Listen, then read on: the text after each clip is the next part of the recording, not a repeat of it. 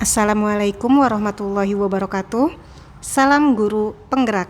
Saya Nur Laila, calon guru penggerak angkatan 11 Kabupaten Indramayu. Saat ini saya akan memaparkan eksplorasi konsep modul 1.4 kebutuhan dasar manusia dan dunia berkualitas. Selamat menyaksikan. Berikut tujuan pembelajaran modul 1.4 yang tertuang dalam LMS. Pertanyaan pemantik. Ibu Ambar, guru wali kelas 2A di SD Pelita Hati, sedang bingung menghadapi ulah salah satu murid di kelasnya yang bernama Doni. Beberapa anak di kelas 2A telah datang kepadanya dan mengeluhkan Doni yang seringkali meminta bekal makan siang mereka dengan paksa. Jika Anda menghadapi situasi seperti Ibu Ambar, apa yang akan Anda lakukan? Menurut Anda, kira-kira apa alasan Doni melakukan hal tersebut? Menurut saya, menghadapi situasi seperti yang dialami Ibu Ambar dengan Doni perlu pendekatan yang intensif dan efektif untuk mengatasi masalah tersebut, serta memahami akar penyebab perilaku Doni. Berikut adalah langkah yang dapat diambil. Yang pertama, melakukan pendekatan individu dengan mengamati perilaku Doni di kelas untuk memahami konteks masalah. Yang kedua, membuat komunikasi terbuka dengan Doni untuk mengidentifikasi masalah dan mengetahui alasan tindakan Doni. Yang ketiga, memberikan nasihat dan pengertian akan kepemilikan. Yang keempat, melibatkan orang tua jika dirasa akar masalahnya terdapat di lingkungan keluarga. Yang kelima, melakukan diskusi kelas tentang berbagi dan pentingnya menghormati hak orang lain. Dan yang terakhir, memantau dan mengevaluasi jalannya perbaikan.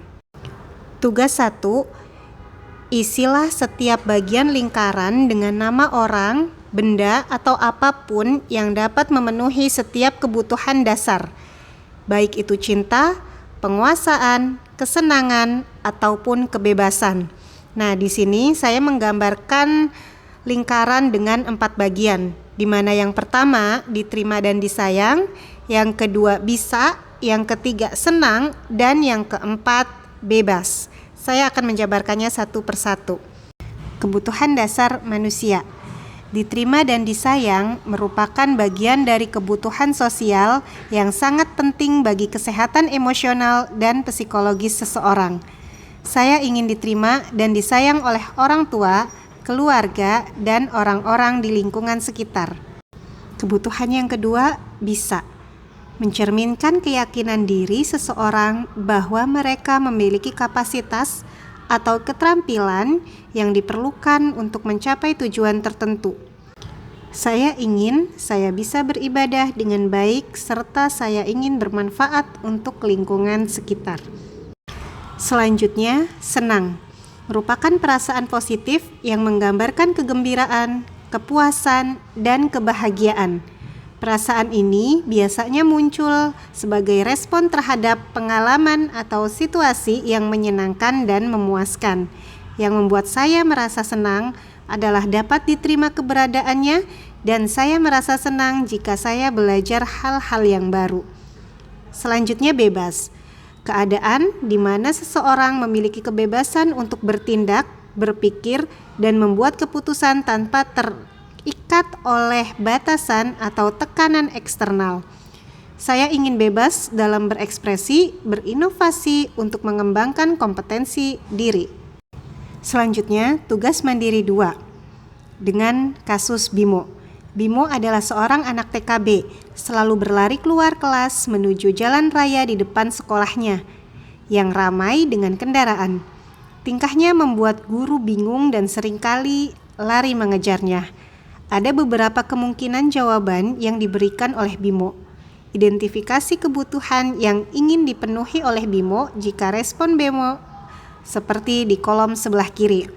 Nah, di sini ada respon, aku senang main kejar-kejaran dengan ibu guru, seru katanya. Nah, hal tersebut merupakan bentuk dari kesenangan. Yang kedua, ibu kejar aku karena ibu guru sayang aku, merupakan bentuk cinta dan kasih sayang. Yang ketiga, Aku hebat kan, bisa bikin ibu guru mengejar aku? Hal tersebut merupakan bentuk penguasaan. Dan yang keempat, aku bosan belajar mewarnai terus di dalam kelas, merupakan bentuk kebebasan. Selanjutnya kasus Dinda. Dinda seorang anak kelas 3 SD. Begitu tiba di rumah sepulang dari sekolah, menangis dan mengadu pada ibunya bahwa dia benci pada Ibu Rani, gurunya. Menurut Anda, kebutuhan apa yang berusaha dipenuhi oleh Dinda jika jawabannya seperti ini? Yang pertama, ibu guru bilang, aku tidak boleh bersenandung sewaktu mengerjakan tugas. Katanya, kelas harus tenang, tidak ada suara. Kan gak seru jadinya, merupakan bentuk kesenangan. Respon yang kedua, ibu guru tidak menyapaku hari ini, padahal aku pakai jepit rambut baru, merupakan bentuk dari cinta dan kasih sayang. Yang ketiga, aku sebel, gambarku tidak rapi. Malah ibu guru menunjukkan ke teman-temanku di depan kelas, merupakan bentuk dari penguasaan. Dan yang terakhir, aku bosan, masa belajarnya cuma gitu-gitu aja, dengerin ibu guru aja, merupakan bentuk kebebasan. Kasus yang ketiga, kasusnya Dimas. Tahun ini Dimas genap berusia 17 tahun. Ia senang sekali karena ayahnya mulai mengajarkan cara menyetir mobil. Setiap akhir pekan, ia berlatih menyetir. Ia terlihat senang sekali berlatih sampai akhirnya ia bisa menyetir mobil dengan baik dan lancar. Ketika ibunya bertanya pada Dimas, apa yang membuat dia ingin bisa menyetir mobil? Ketika jawaban Dimas adalah seperti ini, kebutuhan apa yang ingin dia penuhi? Respon yang pertama, menyetir mobil itu seru, merupakan bentuk kesenangan. Yang kedua, biar bisa jalan-jalan naik mobil sama teman-temanku, merupakan bentuk cinta dan kasih sayang. Yang ketiga, aku merasa bangga dan keren, merupakan bentuk penguasaan. Dan yang terakhir, aku senang bisa pergi ke tempat-tempat yang aku suka, merupakan bentuk dari kebebasan. Yang keempat, kasus Ihsan yang tertuang dalam LMS. Berikut kasusnya ya. Kira-kira kebutuhan dasar mana yang terpenuhi pada Ihsan sehingga membuatnya berubah? Jelaskan. Nah, menurut saya, kebutuhan yang terpenuhi pada Ihsan adalah penguasaan kebutuhan pengakuan dan kemampuan. Kebutuhan ini terkait dengan kekuatan untuk mencapai sesuatu seperti rasa dihargai, menjadi terampil, kompeten, bisa membuat pencapaian, dan dihormati.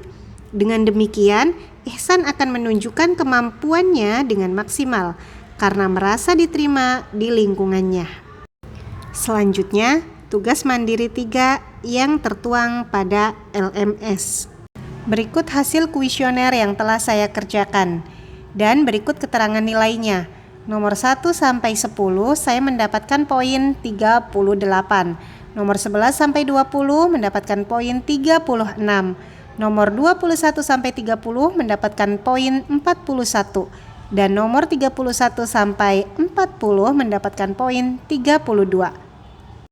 Berikut jawaban pertanyaan lanjutan nomor 1.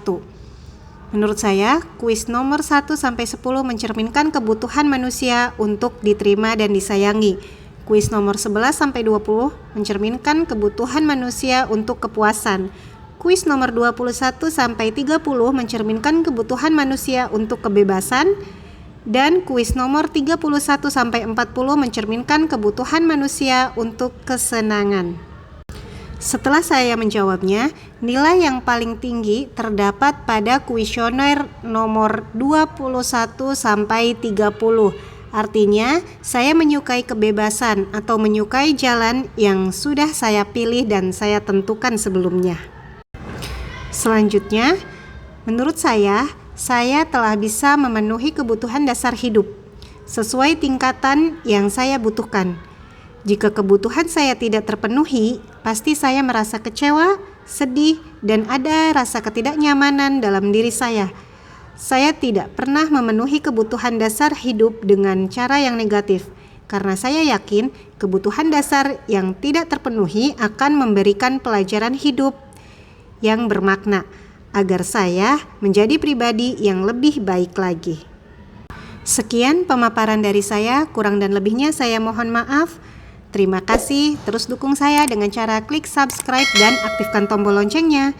Wassalamualaikum warahmatullahi wabarakatuh.